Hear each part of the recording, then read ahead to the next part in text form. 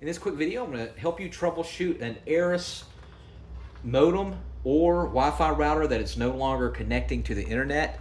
And it doesn't matter what model Arris that you have, they all work with the same principle. So the first thing I want you to do is, if you're not getting any internet, let's say on your TV or your laptop or your phone, just simply unplug it from the wall, and whatever device that you have that you're having a problem getting on the internet, restart that device, whether that's your TV, go into settings, and then go to power in your TV, and then don't do a reset, but do a restart. And that'll restart your TV. If it's a phone, same thing, restart it. Laptop, restart it. Computer. Give it about 10 minutes and plug everything in. You're going to find that that's going to fix 80% of the problems of not getting connected to the internet, which is a very big possibility that's what's causing it. Now, check your device that you're having a problem getting on the internet, whether it's a computer or a laptop or whatever, a phone. Check a different device on your Wi-Fi router or modem. Now, this particular thing is a modem, Arris modem, but you might have an Arris Wi-Fi, strictly Wi-Fi router that's connected to your modem. Either or.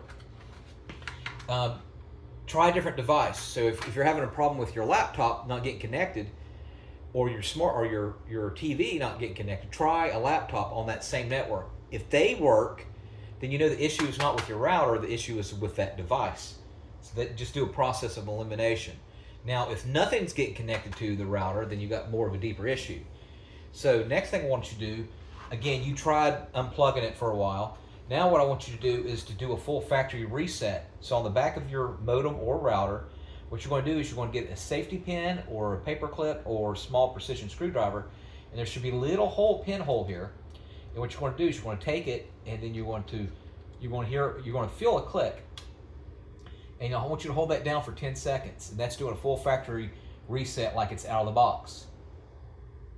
And you want to make sure it is plugged in and powered on. As you can see, it is plugged in. Let go, and then give it another 5 minutes for everything to reset. I would highly recommend resetting your devices, restarting your devices like your TV, etc. And then see if it's working. That a lot of times will fix the issue. You should have the default password on your devices, but if not, on Wi-Fi routers, the password will be on the bottom if you forgot the password. And I would take a picture of it with your smartphone. That way you have it, and you can text it to anybody in the family, right? And then get connected. For whatever reason, if you're not getting connected, it could be an issue with the internet provider like Spectrum or Cox or Xfinity.